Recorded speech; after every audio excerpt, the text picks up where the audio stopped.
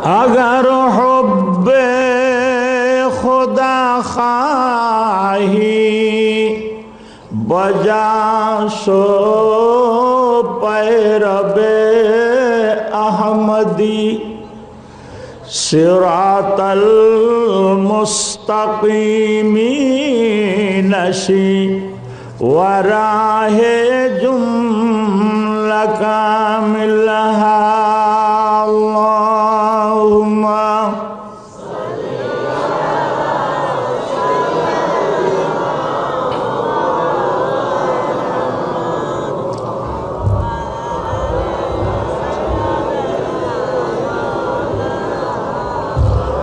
नशीबर किश्तिए शरए बेरो सालेह दरी दरिया वगर नामी बुरद मुजश नबीनी रो साहिलहा अल्लाहुम्मा जोर पढ़ें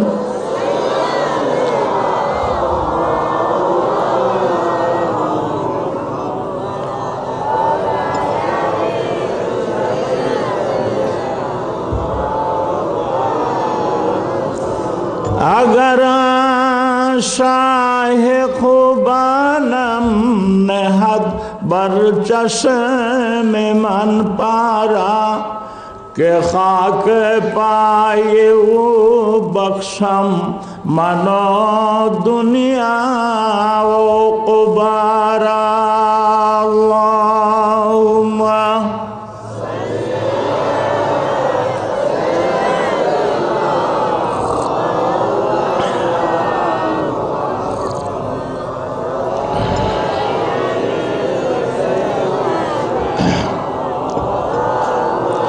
चौदर हंगामे महशर मुशफ़्फ़ा सादत दौर कशीमंदस्त मुज़तर्रा बुरी दर जन्नतुल मअवा अल्लाहुम्मा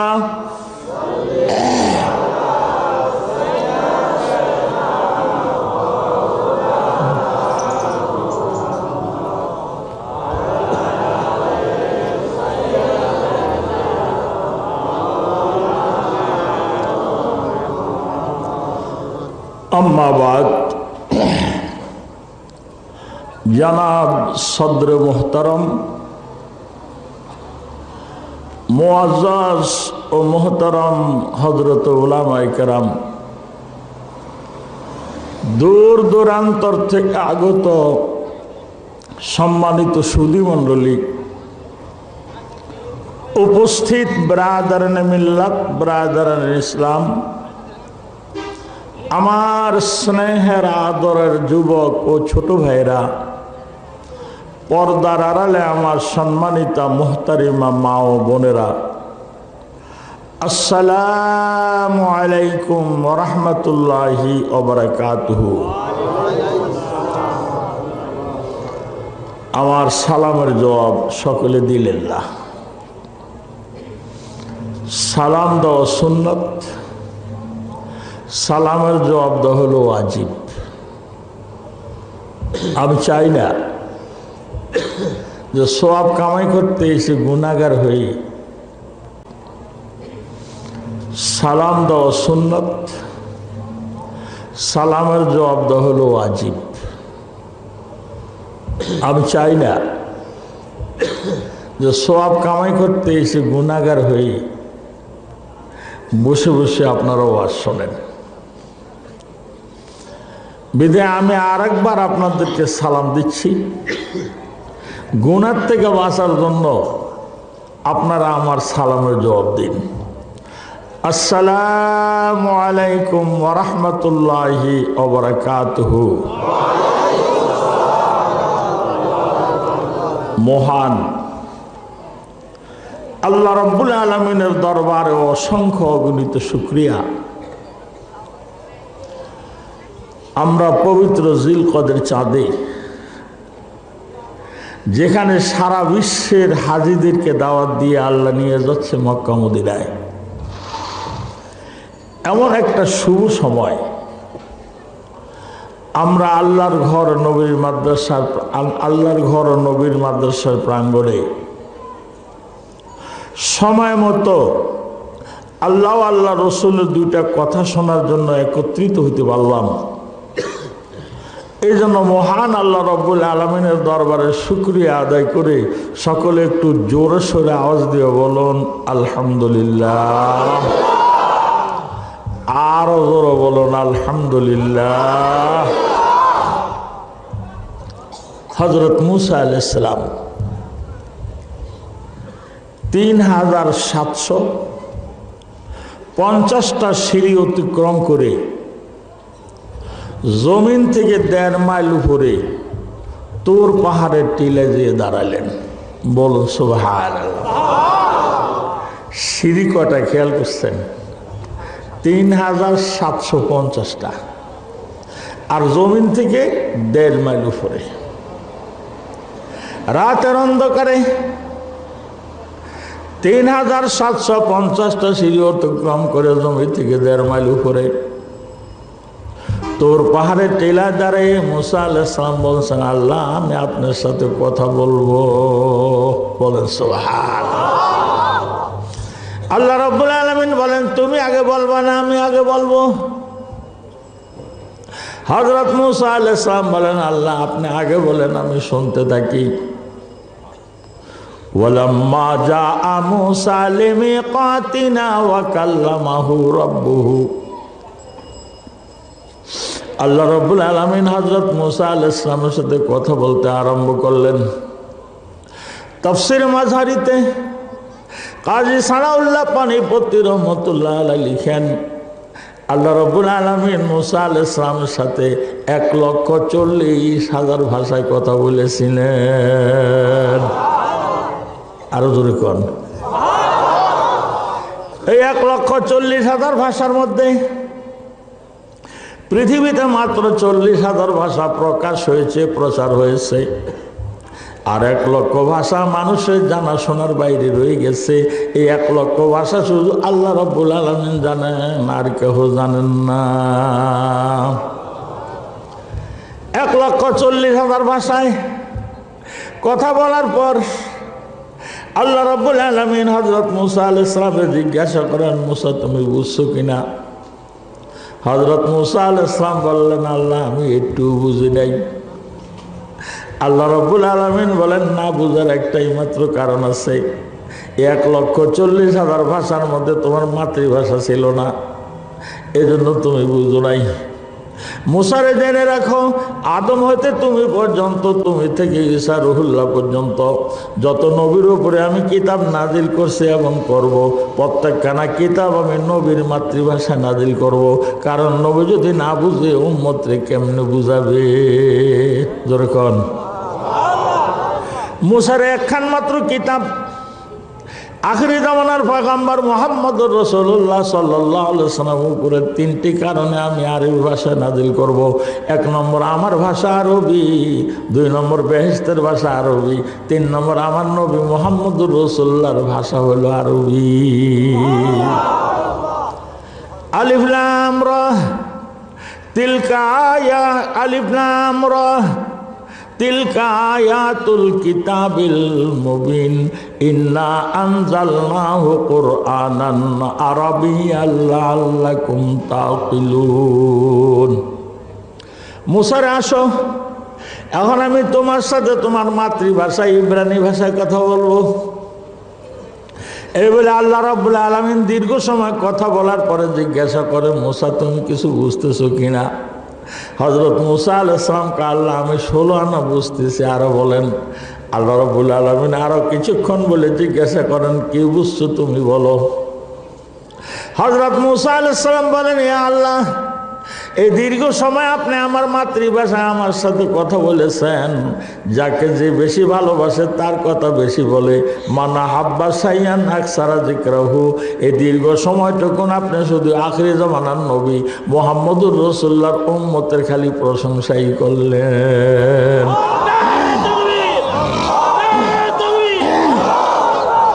ইয়া আল্লাহ ইয়া রাব্বাল আলামিন, মুহাম্মদুর রাসূলুল্লাহ এবং তার উম্মতরা আপনি এত ভালোবাসেন, এই দীর্ঘ সময় খালি তাদের গুণগান বললেন, তাদের প্রশংসা করলেন। আল্লাহ আমি আপনার কাছে জানতে চাই, আখিরি জামানার নবী মুহাম্মদুর রাসূলুল্লাহর উম্মতের সিমটম কি, নিদর্শন কি, লক্ষণ কি, কোন গুণে গুণান্বিত হলে আমি বুঝবো আখিরি জামানার নবীর উম্মত। আল্লাহ রাব্বুল আলামিন বলেন, মুসারে আমার হাবিব আখিরি জামানার নবী মুহাম্মদুর রাসূলুল্লাহর উম্মতের এক নম্বর লক্ষণ হলো তারা যখন কোনো কাজ করবে সঙ্গে সঙ্গে তারা পড়ে নেবে বিসমিল্লাহির রহমানির রহিম। তারা বিসমিল্লাহ বলে কাজ আরম্ভ করবে। বিসমিল্লাহ বলে যদি কাজ আরম্ভ করে ওই কাজের সম্পূর্ণ দায়িত্ব আমি আল্লাহ নিজের উপরে নিয়ে নিব। মুসারে আমার হাবিবুর উম্মতের 2 নম্বর লক্ষণ, বিসমিল্লাহ বলে কাজ আরম্ভ করবে, কাজটা শেষ হইলে কাজে আমার শুকরিয়া আদায় করে বলবে আলহামদুলিল্লাহ। মুসারে তুমি জেনে রাখো, আমার হাবিবের উম্মতরা যদি বিসমিল্লাহ বলে খাওয়া আরম্ভ করে, খাওয়ার শেষ যদি আলহামদুলিল্লাহ বলে শুকরিয়া আদায় করে, ওই খাবার যত দামি হোক না কেন হাসরের ময়দানে আমি ওই খাবারের কোনো হিসাব নেব না। ও আমার ভাইয়েরা, ও আমার বাবাজিরা, আল্লাহ রাব্বুল আলামিন মুহাম্মদুর রাসূলুল্লাহর উম্মতের 3 নম্বর সিমটম বয়ান করছেন। মুসারে আমার হাবিবের উম্মতেরা আমার কোনো কুদরত দেখলে ওরে মারে ওরে বাবারে বলবে না, বরঞ্চ তারা আমার শুকরিয়া আদায় করে, আমার প্রশংসা আদায় করে আবেগ ভরা কণ্ঠে বলবে সুবহানাল্লাহ। তারা যদি আমার কোনো কুদরত দেখে আবেগ ভরা কণ্ঠে সুবহানাল্লাহ বলে, জমিন থেকে নীল আসমান 13 কোটি 30 লক্ষ মাইল দূরে এই সম্পূর্ণ জায়গা যদি খাঁটি স্বর্ণ দিয়ে ভরা হয়, ওই স্বর্ণের মূল্য যা হবে তাদের আবেগ ভরা কণ্ঠের সুবহানাল্লাহর মূল্য এর চেয়ে বেশি আমি দিয়ে দিব। মুসারে আমার হাবিবের উম্মতের 3-4 নম্বর লক্ষণ, তারা যখন একজন আরেকজনের সাথে ওয়াদা করবে, অঙ্গীকার দিবে, প্রতিশ্রুতি দিবে, তখন তারা অবশ্যই বলে নেবে ইনশাআল্লাহ। তারা যদি ইনশাআল্লাহ বলে ওয়াদা করে, প্রতিশ্রুতি দেয়, এই ওয়াদা পূরণ করার সম্পূর্ণ দায়িত্ব আমি আল্লাহ নিজের উপরে নিয়ে নিব। কয়টা? জোরে কোন। বিসমিল্লাহ বলে কাজ আরম্ভ করবেন, কাজ শেষ হলে আলহামদুলিল্লাহ বলবেন, আল্লাহর কোনো কুদরত দেখলে সুবহানাল্লাহ বলবেন, একজন আরেকজনের সাথে ওয়াদা দিলে ইনশাআল্লাহ বলবেন। পারবেন না? যেরকম পারবেন না, তাইলে বিসমিল্লাহ বলে খাওয়া আরম্ভ করলেন, খাওয়ার শেষ যদি আলহামদুলিল্লাহ বলে শুকরিয়া আদায় করেন, ওই খাবারের হিসেব দিতে হবে না, কিন্তু খাবারটা করলে হালাল হওয়া লাগবে নাকি কর। বিসমিল্লাহ বলে কেউ মদ খাইলো, খাওয়ার পরে আলহামদুলিল্লাহ বললো, হিসাব দেওয়া লাগবে না, কতক্ষণ দেওয়া লাগবে না, এবারে আস্তে আস্তে দিতে গেছি না ঘামাইলে। বিসমিল্লাহ বলে কেউ সিগারেট ধরাইলো, শুকটান দিয়ে আলহামদুলিল্লাহ কইলো, হিসাব দেওয়া লাগবে না, আস্তে আস্তে দাও, মাথায় দাও। আমাদের দেশে কিছু লোক আছে একটু অভ্যাস খারাপ, চীনা বাদাম খাওয়া পাটি। গরিব মানুষের বলা চীনা বাদাম বেছে ডাক দেয়, দিকে আয়, আসার সাথে সাথে বিসমিল্লাহ করে খাওয়া আরম্ভ করে খাইতেছে। 8-10টা খাইয়া কয় শকতরে, কয় 2 টাকা, কয় আরেক দিন নেবানে যা। এই 10টা তুমি কি খাইলা? বিসমিল্লাহ কয়ে খাইলো, আলহামদুলিল্লাহ কয়ে শেষ করলো, হিসাব দেওয়া লাগবে না, যেরকম দেওয়া লাগবে না, কথা ভালো করে বুঝেন। আরেক দল আছে বড়ি খাওয়া পাটি, বাজারের মধ্যে নতুন বড়ি নিয়ে গেছে, উপরে উলদে উলদে দিয়ে দিছে, মুখের মধ্যে পানি এসে গেছে, একটা একটা করে খাওয়া আরম্ভ করছে, মনে হয় যেন ওনার বাপের বাড়ির বড়ই। দুই আলির মতো খায়, কয় স্যার কত? কাজে স্যার হলো 10 টাকা, আরেক দিন দেবানে। এই যে দুই আলি বিসমিল্লাহ কইয়া খালেন, আলহামদুলিল্লাহ কইয়া শেষ করলেন, হিসাব দেওয়া লাগবে না? যেরকম দেওয়া লাগবে না? আর তালের ব্যাপারে তো কোনো বেতাল সব। তাল যদি গাছের থেকে মালিকের মাথায়ও পড়ে, তো যে আগে ধরতে পারে তে নিবে। কি কোন এটা না নিয়ম হয়েছে আমাদের দেশের। তাল ধারণ হইলো, তাল গাছের থেকে পড়লে মালিকের মালিকানা থাকা, যে পারে সে নিয়ে যায়। মালিকের মাঠ পড়ছে তনারে দেবে না, যে আগে হে নিয়ে যাবে। কি কোন আছে না? জ্যৈষ্ঠ মাসের দিন গাড়ে আম গাছের নিচে দিয়ে যাইতেছে, একটা লাল আম পড়ছে, এটা হাতের মধ্যে নিয়ে পকেটে রেখে দুধ দিয়ে খাওয়া নেই। বাড়ি যে একবারে এক পা ঘন দুধ দিয়ে সুন্দর করে চামচ দিয়ে খেয়ে শুয়ে দিছে, শেষ রাত্রে তাহাজ্জুদের নামাজ পড়ছে, একটা সিজদাও কবুল হবে না। বলেন নাউজুবিল্লাহ, জোর বলেন নাউজুবিল্লাহ। শুধু সেদিনকার তাহাজ্জুদ নয়, যতদিন পর্যন্ত আমার রক্ত তার দেহের মধ্যে থাকবে ততদিন পর্যন্ত আল্লাহ তার কোনো ইবাদত কবুল করবেন না। জোরে বলেন সুবহানাল্লাহ। কারে হাবা খালকে বাসি জুমলারা বা খোদা তাসখির হিলা কায়রাওয়াল। একজনের জমি 2 বিঘা দখল করে নিছেন, ধান হয়েছে 75 মন, চাল বানাইছেন 65 মন। 5 মন বেশি আপনি চিল্লা দিতে গেছেন, আর বাকিটি ছেলে মেয়েরে কইছেন তোরা খা, আমি গেলাম। তাদের আপনার চিল্লাও কবুল হবে না, আর আপনার ছেলে মেয়ের ইবাদত আল্লাহ কবুল করবেন না। বলেন নাউজুবিল্লাহ। আরেক দল আছে আমাদের দেশে, ক্ষেতের আইল ঠেলা মানুষ, সব সময় মুখটা ভালোই থাকে, এক হাতে নাঙ্গলে কুড়ি ধরছে, আইলের কাছে আইলে 2 হাতে ধরে। এতক্ষণ ঠোঁট স্বাভাবিক ছিল, আইলের কাছে আইসা 2 হাতে ধরে ঠোঁটে কামড় দিয়ে সাফা দিয়ে ধরে আইল ভেঙে হালায়।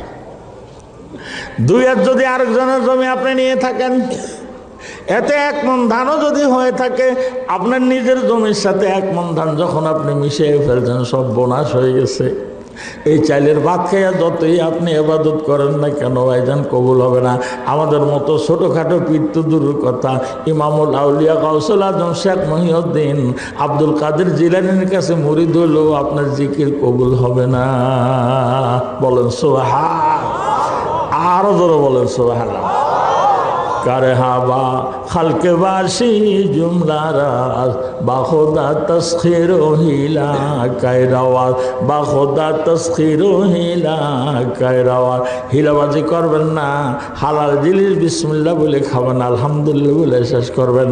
আপনার ওই খাবারের হিসাব দিতে হবে না, কিন্তু হারাম জিনিস বিসমিল্লাহ করে খায় আলহামদুলিল্লাহ শুকরিয়া আদায় করলে এর হিসাবের থেকে আপনি মুক্তি পাবেন না। কথা বুঝছেন? যখন কথা বুঝতেছেন, বুঝবেন না। আমার বাড়ি হলো গোয়ালন্দ। আমি একটা ইতিহাসের মধ্যে দেখছি, রাজবাড়ি আর মানিকগঞ্জ কোনো সময় একটা জেলার মধ্যে ছিল। ইতিহাসের মধ্যে লেখছে যে ওই রাজবাড়ি আর গোয়ালন্দ একটা এলাকায় ছিল। আমি পরীক্ষা করে দেখছি, আমাদের রাজবাড়ি এলাকা বাড়ি মেহমান আলী যা খাওয়ায়, মানিকগঞ্জ এলাকা বাড়ি মেহমান আলী তাই খাওয়ায়। কারণ এই 2টা এলাকা আগে একখানে ছিল, মধ্যে দিয়ে পদ্মা নদী আইনে ভাগ করছে। কিছুদিন আগে মানিকগঞ্জ জেলার আমাকে দৌলত দিয়ে দাবি করছিল যে ম্যাপের মধ্যে ওইটা মানিকগঞ্জের মধ্যে। বিদে আমার ভাষা বুঝবেন না কেন? আমি তো আপনাদের আঞ্চলিক ভাষায় কথা বলি। আসলে ভাইজান, এই আমাদের বুঝের সাথে আপনাদের বুঝ যেদিন এক হবে, সেদিন হেদায়েতের ফয়সালা হবে। বলেন সুবহানাল্লাহ। আর আমরা যদি বুঝাই একটা, আপনারা যদি বুঝেন আরেকটা, তাহলে হেদায়েতের ফয়সালা হবে না। যেমন ধরেন, আমার এক পীর ভাই আছে, খুব বড় ডাক্তার, ঢাকা ওনার বড় একটা ক্লিনিক আছে। উনি 400 টাকা করে ফিস নিয়ে রুগী দেহে। তাই উনি নিজে গল্প করছে, একদিন 20-25 জন রুগী এরকম সিরিয়াল দিয়ে দাঁড়ায় আছে, পিছনে একটা রুগী খালি পেটে আর দিয়ে সিক্কি দিতেছে। এত জোরে চিৎকার দিতেছে, সব রোগীরা কয় স্যার ওনার আগে দেখে দেন, ওনার সিরিয়াল লাগবে না, ওনার চিৎকার আমরা অস্থির। তা আমার পীরবা ও বেটায় ডাকলাম, এই বেটায় দিয়ে বয়। আমি চিন্তা করলাম যে পেট যাতে ব্যথা হয় নিশ্চয়ই পায়খানার মধ্যে গন্ডগোল আছে। তা আমি জিজ্ঞাসা করতেছি, বাবা তোমার পায়খানাটা কেমন? গরিব মানুষের পায়খানা স্যার, কলা পাতা দিয়ে গিরে টিরে কোনো রকমে যাই আর কি। দেন ডাক্তার কয় কি, রুগী কয় কি? আচ্ছা ঠিক আছে, পায়খানার সাথে আম পরে, পায়খানায় আম পরে, জোরে তুফান এলে পরে, আর দুষ্ট ফলাফেনি ডেল দিলে পরে। কোন ডাক্তার কয় কি, রুগী কয় কি? আমরা যদি আপনাদের ডাক্তার হয়ে থাকি, তাহলে আপনাদের রুগী হয়ে থাকেন, আপনাদের সাথে আমাদের ব্যবস্থার মিল হইতে হবে। আমরা কবে একটা, আপনারা বুঝবেন আরেকটা, হেদায়েতের ফয়সালা হবে না। আমার আরো পীর ভাই স্বাস্থ্য খুব ভালো, উনি কলকাতা গেছে, কলকাতা চিকিৎসা ভালো হয়। 7,000 টাকা খরচ করে পরীক্ষা নিরীক্ষা করে ডাক্তার কয় যে আপনার ডায়েট কন্ট্রোল করতে হবে, খাওয়া দাওয়া কমাইতে হবে। কয় স্যার কমাবেন না, আপনি লিখে দেন। লিখে দিছে, ভোরে 2 খান রুটি একটু ভাজি খেবে, দুপুরবেলা 3 কাপ ভাত আর একটু তরকারি খেবে, আর রাত্রে 2 খান রুটি আবার একটু ভাজি খেবে। এই কয়ে ডাক্তারের নাম লিখে সিল মেরে দিয়ে কয় যে 2 মাস পরে দেখা করেন। উনি ব্যবস্থাপত্র নিয়ে ঘরের দরজা এসে আবার ফিরে গেছে। ডাক্তারকে ফিরে আইসেন কা? কয় স্যার আমি বুঝি না, এই সাধারণ খানা খাইয়ে এটি খাবো না এগুলি খাইয়া সাধারণ খানা খাবো? ডাক্তারকে আপনি কোন কি? আপনি কোন কি? আমি ভোরে রুটি খাই 18 খান, আপনি কোন 2 খান? দুপুরবেলা ভাত খাই আমি 1 কেজি চাইলের, আপনি কোন 3 কাপ? আর রাত্রে আমি একেবারে না খাইলেও 12 খান রুটি খাই, আপনি কোন 2 খান?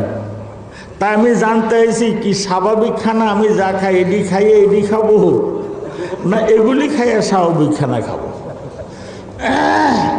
ডাক্তারের বুঝ আর রোগীর বুঝ এক হয়েছে, কথা বলেন এক হয়েছে। কারে হাবা খালকে বাসি জুমলা রাস বা খোদা তসখির হিলা কায়রাওয়াস। মখলুকাতের সাথে বাহানা করা চলে, আল্লাহর সাথে কোনো হিলাবাজি বাহানা করে চলে না। হালাল জিনিস বিসমিল্লাহ বলে খাবেন, খাওয়া শেষ হলে আলহামদুলিল্লাহ বলে শুকরিয়া আদায় করবেন। যত দামি জিনিস হোক না কেন, পরকালে আল্লাহ রাব্বুল আলামিন ওই খাবারের হিসাব নেবে না। জোরে বলেন। এখন বুঝছেন কথাটা? বুঝেন নাই? যখন বুঝছেন তো আলহামদুলিল্লাহ। আমার ভাইরা, ও আমার বাবাজিরা, প্রখ্যাত আল্লাহর ওলি ইব্রাহিম ইবনে আদম, যার নাম আপনারা অনেকে শুনেছেন, তিনি প্রথম সারির একজন ওলি আল্লাহ ছিলেন। ভাইজান এত বড় ওলি তিনি ছিলেন, সাগরের পারে তিনি যখন জিকির করত, লক্ষ লক্ষ মাছ ওনার সাথে জিকির করত। এত বড় ওলি ছিলেন। মক্কা শরীফে হজ করতে গেছে। আপনারা জেনে রাখবেন, প্রতি বছর মক্কা মদিনায় হজ হয়। সারা পৃথিবীর আউলিয়ারা হজের ময়দানে যায়। গভীর রাতে পাহাড়ের টিলার মধ্যে বসে বসে আউলিয়ারা মিটিং করে। বলুন সুবহান। ইব্রাহিম ইবনে আদম ওই মিটিংয়ের মধ্যে যোগদান করছে। হজ হয়ে গেছে। এবার ইব্রাহিম ইবনে আদম চিন্তা করলেন, আমি একটু বাইতুল মুকাদ্দাস যাব। মক্কা শরীফ থেকে বাইতুল মুকাদ্দাসের দূরত্ব হলো 750 মাইল। রোড নাই, রাস্তা নাই, কোন রকমের যানবাহনের ব্যবস্থা নাই। ইব্রাহিম ইবনে আদম চিন্তা করলেন, 1 কেজি খেজুর কিনা ব্যাগের মধ্যে নেই, আর 1 মশক পানি নিয়ে আল্লাহ আল্লাহ করে রওনা দেই। কয় মাইল যাই একখানে জিরাবো, একটা খেজুর খাবো, 1 গ্লাস পানি খাবো, একটা স্কুলের মধ্যে রাত্রে শুয়ে থাকবো, 1 গ্লাস পানি খাবো, একটা খেজুর খাবো। এই নিয়ত করে তিনি 1 কেজি খেজুর কিনলেন। খেজুর কিনা যখন ব্যাগের মধ্যে নিতে গেছেন, ব্যাগটা সুন্দর করে ধরছে, দোকানদার ব্যাগের মধ্যে খেজুর ঢেলে দিছে। তিনি ব্যাগের মুখ বন্ধ করে দেখে নিচে একটা খেজুর পড়ে আছে। তিনি মনে করছেন ওনার কিনা খেজুর, মাপা খেজুর হয়তো ডালার সময় পড়ে গেছে, এই জন্য আলসেমি করে তিনি ব্যাগের মুখ খোলে নাই। ও খেজুরটা মুখে দিয়ে খেতে খেতে বের হয়ে চলে আসছেন। কয় মাইল হাঁটে, পাহাড়ি এলাকা, মরুদ্যান মরুভূমি দিয়ে হাঁটে, একটা খেজুর খায়, একটু পানি খায়। একটা স্কুলের মধ্যে রাত্রে শুয়ে একটা খেজুর খায়, একটা পানি খায়। একটা মসজিদের মধ্যে শুয়ে একটা খেজুর খায়, এক কাপ পানি খায়। এভাবে দীর্ঘ 1 বছর সময়ে তিনি 750 মাইল মক্কা থেকে বাইতুল মুকাদ্দাস যে হাজির হলো। 1 বছরে গেছে। বাইতুল মুকাদ্দাস মসজিদে যে মসজিদের বারিন্দায় আসার নামাজ পড়ে ক্লান্ত অবস্থায় ঘুমাই আছে। এমন সময় স্বপ্নে দেখে সুন্দর 2জন লোক আসছে। এমন সুন্দর চেহারার মানুষ তিনি জীবনে কোনোদিন দেখে নাই। একজন আরেকজনকে জিজ্ঞাসা করে এই লোকটাকে, ইনি হলো জগৎ বিখ্যাত আল্লাহর ওলি ইব্রাহিম ইবনে আদম। উনি বলখের রাজধানী ছেড়ে দিয়ে কম্বল কাঁধে নিয়ে ফকির হয়ে গেছে। বর্তমানে তিনি প্রথম শ্রেণীর একজন আউলিয়া। এখানে শুয়ে আছে কয় মক্কা থেকে 1 বছরে হেঁটে তিনি মদিনা শরীফ আসছে। ক্লান্ত অবস্থায় শুয়ে আছে আল্লাহর ওলি। কিন্তু আফসোস, ওই ব্যক্তি এই আল্লাহর ওলির 1 বছরের ইবাদত আল্লাহ কবুল করতেছেন না। বলেন সুবহানাল্লাহ। আরেকজন জিজ্ঞাসা করে কি অপরাধ? অপরাধ হলো তিনি যখন মক্কা শরীফ থেকে বাইতুল মুকাদ্দাস রওনা দিছে, 1 কেজি খেজুর কিনতে যেয়ে ব্যাগের মধ্যে খেজুর নেওয়ার পরে ওনার ব্যাগের নিচে একটা খেজুর পাইছে। উনি মনে করছিল ওনার কিনা খেজুর, মাপা খেজুর, এই জন্য খেজুরটা খেয়ে ফেলছে। আসলে খেজুরটা ছিল দোকানদারের খেজুর, উনি ভুল করে খেয়ে ফেলছে। এই জন্য আল্লাহ রাব্বুল আলামিন আল্লাহর ওলির 1 বছরের ইবাদত কবুল করেন নাই। বলেন সুবহানাল্লাহ। কারে হাবা খালকে বাসি জুমলা রাত বাখুদ আতস্কির হিলা কায়রাওয়াস। ইব্রাহিম ইবনে আদম ঘুম থেকে উঠে চিন্তা করলেন নিশ্চয়ই ফেরেশতা হবে। ওনার মনে আছে খেজুরটা যে খাইছে। তাড়াতাড়ি তিনি রওনা দিয়েছেন। হায় হায় রে, 1 বছর পথে ঘাটে পাহাড় পর্বত টিলাটঙ্কর অতিক্রম করে এত কষ্ট করে ইবাদত করলাম, আমার 1 বছরে ইবাদত কবুল হলো না। তাহলে এখানে বসে থেকে লাভ কি? আমি আবার মক্কা শরীফ যাই। 1 বছরের পর তিনি 1 মাসে অতিক্রম করে মক্কা শরীফ আসছে। আইসা দেখে যে দোকানের থেকে তিনি খেজুর কিনছেন, ওই দোকানে একটা যুবক ছেলে বসে আছে। উনি কিনছিলেন যে দোকানদার, তিনি ছিল বুড়া মানুষ, বৃদ্ধ মানুষ। ইব্রাহিম ইবনে আদম যুবক ছেলেরা জিজ্ঞাসা করে, বাবারে আমি 1 বছর 1 মাস আগে এখান থেকে খেজুর কিনে নিয়েছিলাম, একদম বৃদ্ধ দোকানদার, সে কোথায়? ছেলেটা উনি আমার আব্বা কয় মাস আগে মারা গেছে, আমার আব্বার ইন্তেকাল পরে বর্তমানে আমি দোকানদারি করতেছি। ইব্রাহিম ইবনে আদম কয়, বাবা তোমাদের দোকানের একটা খেজুর আমি ভুলে খেয়ে ফেলেছি, আমার মাফ করে দাও। ছেলেটা কয়, আমি মাপ দিতে পারবো না। এই খেজুরটা 16 আনার মধ্যে আমার 1 বোন ওয়ারিশ আছে, আমার মা ওয়ারিশ আছে, আমি ওয়ারিশ আছি, বিধে আমার হক আমি মাপ দিতে পারবো। আমার বিধবা মায়ের হক, আমার এতিম বোনের হক আমি মাপ দিতে পারবো না। বলেন সুবহানাল্লাহ। চিন্তা করেন। হ্যাঁ, ছেলে কয় শোনেন, এই খেজুরটা 2 আনি, 16 আনির মধ্যে 2 আনি আমার মাফ হবে, আর বাকি যা থাকবে এটা 3 ভাগ হবে। 2 ভাগ আমি পাবো আর 1 ভাগ আমার এতিম বোন পাবে। বেদে আমি খেজুর আমি যতখানি অংশ পাই এতখানি মাপ দিতে পারবো। আমার মার হক, আমার বোনের হক আমি মাপ দিতে পারবো না। ইব্রাহিম ইবনে আদম কান্দে আর কয়, বাবা তোমার হকটা তুমি মাফ করে দাও, এরপরে তোমার মার কাছে আমারে পৌঁছে দাও।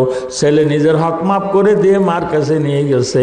মা বিস্তারিত শোনার পরে কয়, আমার হক মাত্র 2 আনি, আমি 2 আনি মাপ দিতে পারি, আমি আমার এতিম ছেলে আর মেয়ের হক মাপ দিতে পারবো না। ইব্রাহিম ইবনে আদম কয়, আপনার ছেলে মাপ দিছে, আপনি মাপ দেন। বিধবা মহিলা কয়, ঠিক আছে আমার 2 আনি মাপ দিয়ে দিলাম, আমার মেয়ের হক মাপ দিতে পারবো না। আপনার মেয়ে কোথায়? আমার মেয়ের বিয়ে দিছে অমুক জায়গায়। এবার ইব্রাহিম ইবনে আদম রওনা হলো মেয়ের বাড়ি। ওখানে যে মেয়েরে খুঁজে বাড়ি করছে, বাড়ি করে মারে তোমার বাপের দোকানের থেকে আমি ভুলে একটা খেজুর খেয়ে ফেলছিলাম, আমার কাছে পয়সা নাই, আমি দামও দিতে পারতেছি না, আমার মাফ করে